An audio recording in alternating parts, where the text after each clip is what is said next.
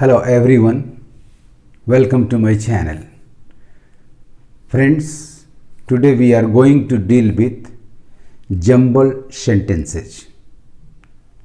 तो आइए टॉपिक शुरू करने के पहले इस वीडियो को लाइक कर लें और यदि आपने अभी तक मेरे चैनल को सब्सक्राइब नहीं किया तो इसे सब्सक्राइब कर लें और साथ साथ बेल आइकन को भी प्रेस कर लें ताकि आपको लेटेस्ट नोटिफिकेशंस मिलते रहें. Please watch the video till the end. तो आइए टॉपिक शुरू करते हैं. इसमें आपको 4 सेंटेंसेस दिए गए हैं. ये सारे जम्बल्ड हैं. आपको इन्हें एक करेक्ट ऑर्डर में सजाना है ताकि एक कोहेरेंट पैसेज बन जाए. तो इसके लिए कई ट्रिक्स मैं आपको बताऊंगा, आप ध्यान से सुने. आप शुरू से ए बी सी डी चारों सेंटेंसेस को पढ़ें और देखिए कहाँ नाउन है, कहाँ प्रोनाउन है. यदि नाउन से स्टार्ट होता है तो वही फर्स्ट सेंटेंस होगा. उसके बाद उसके कोहेरेंस को देखेंगे और अगला, फिर उसके बाद अगला और फिर उसके बाद अगले सेंटेंस को पकड़ेंगे. तो नंबर ए आपका है अ boy tended his master's dogs near a pond. देखिए गौर से, नंबर ए में ही आपको एक नाउन मिल गया. नंबर बी में उसी नाउन के लिए ही आ रहा है, नंबर सी में फिर ही आ रहा है, नंबर डी में फिर ही आ रहा है. इसका मतलब ए आपका फर्स्ट सेंटेंस करेक्ट है. ए से आपका आंसर है. ऑप्शंस को एग्जामिन करें तो ए, बी और सी तीनों में ए है. ए के बाद आपके पास डी है, बी में बी है और सी में सी है. यानी सेकंड सेंटेंस में यदि हम फाइंड आउट कर लें तो हमारा आंसर कंप्लीट हो जाएगा. तो फर्स्ट सेंटेंस आपका ए हुआ a boy tended his master's dogs near a pond. However he realised that the way he talked, जिस तरीके से वो कुत्तों से बात करता था, ये सेकंड सेंटेंस नहीं हो सकता क्योंकि सेकंड में ये दिखाना होगा कि वो कुत्ते को टेंड कैसे करता था, अपना मन और कुत्ते का मन कैसे लगाता था. यानी आपका 20 सेकेंड सेंटेंस नहीं हो रहा है. तो let us come to number C. Soon he found, तुरंत उसने पाया, the tending and his life. ये अचानक इस बात की चर्चा नहीं होनी चाहिए. सबसे पहले दिखाना चाहिए कि वो अपने कुत्तों को, मालिक के कुत्तों को कैसे मन लगाता था और अपना टाइम कैसे व्यतीत करता था, क्या तरीका उसने अपनाया. तो आइए देखते हैं नंबर डी को. All he could do to kill the boredom, या मिला.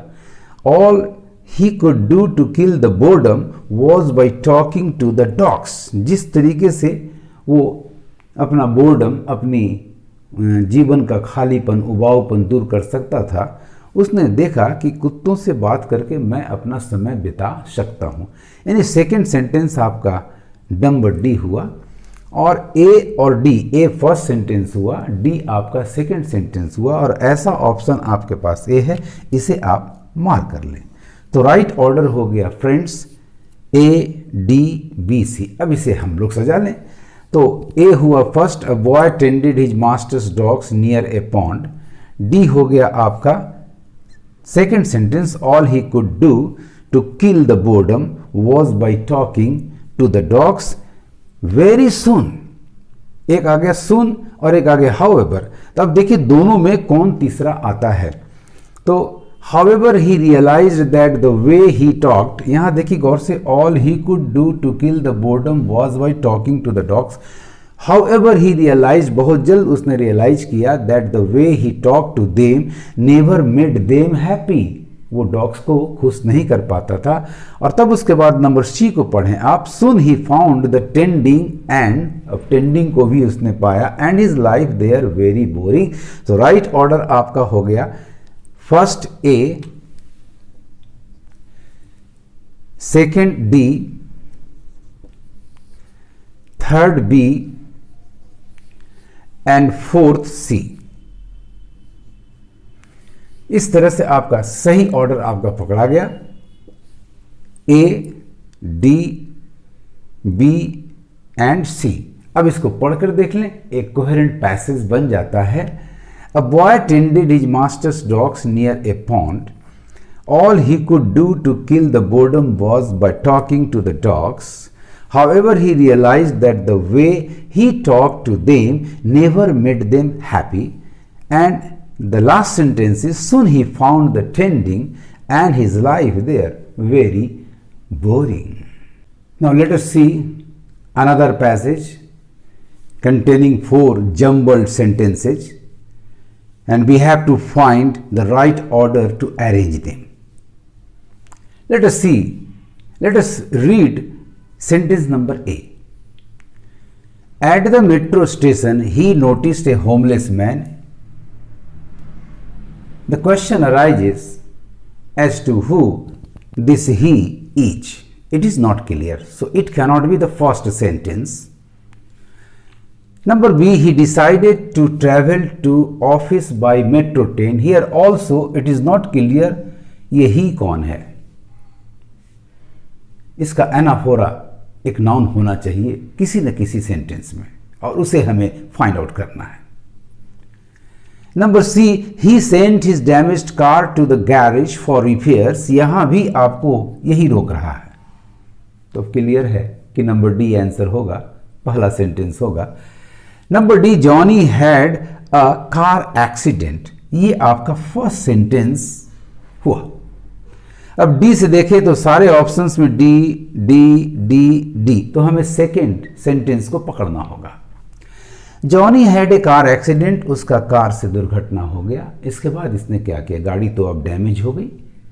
तो देखिए नंबर सी में, he sent his damaged car to the garage for repairs.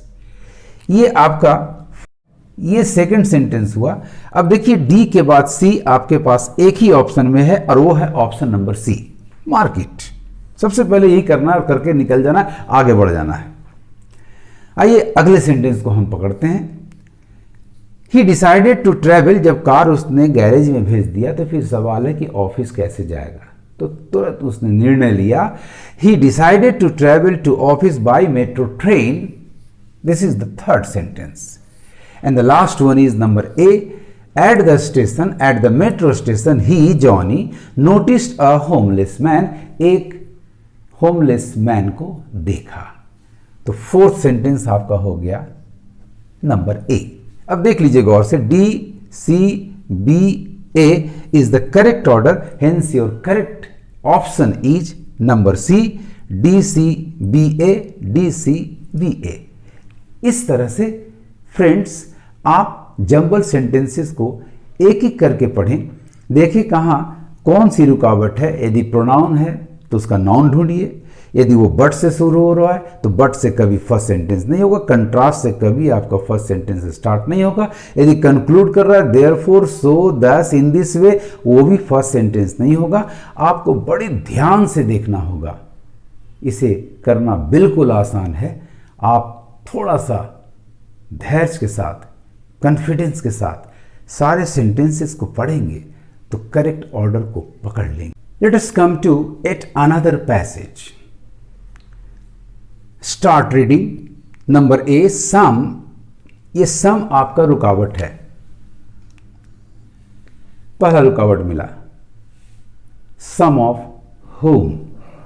Some return in the 80s. एक आपका टाइम ही मिला 80s यानी 80 के दशक में. यदि टाइम हो तो टाइम को ठीक ऑर्डर में देख लें. बट दे कौन, ये 3 रुकावट आपके पास हैं. But they were not allowed to reclaim or buy land. Number B देखें, इन द 70s यानी 70s आपका मिला 80s के पहले, 70 के दशक में. तो ये आपका पहला हो सकता है. देखें in the 70s many Vietnamese. तो देखिए दे का जवाब यहां आ गया वियतनामीज, यानी ये निश्चित रूप से फर्स्ट आपका हो गया. Living in Cambodia face deportation after a change in government. तो डिपोर्टेशन और उसका काउज कारण भी मिल गया. तो आपका फर्स्ट सेंटेंस क्लियर हो गया friends. Number B, in the 70s many Vietnamese living in Cambodia face deportation after a change in government. तो राइट ऑप्शन आपका देखिए बी से स्टार्ट हो रहा है, तो बी से आपके पास एक ही आंसर है और वो है नंबर ए। इसको आप मार्क कर दें, आगे बढ़ने की जरूरत नहीं है, आप अगले सवाल में पहुंच जाएं, लेकिन यहां मैं आपको एक्सप्लेन करके दिखाऊंगा। तो फर्स्ट सेंटेंस आपका हो गया number B, in the 70s many Vietnamese living in Cambodia face deportation after a change in government. और तब उसके बाद देखिए उनमें से कुछ some returned in the 80s but they Vietnamese were not allowed to reclaim और बाय लैंड।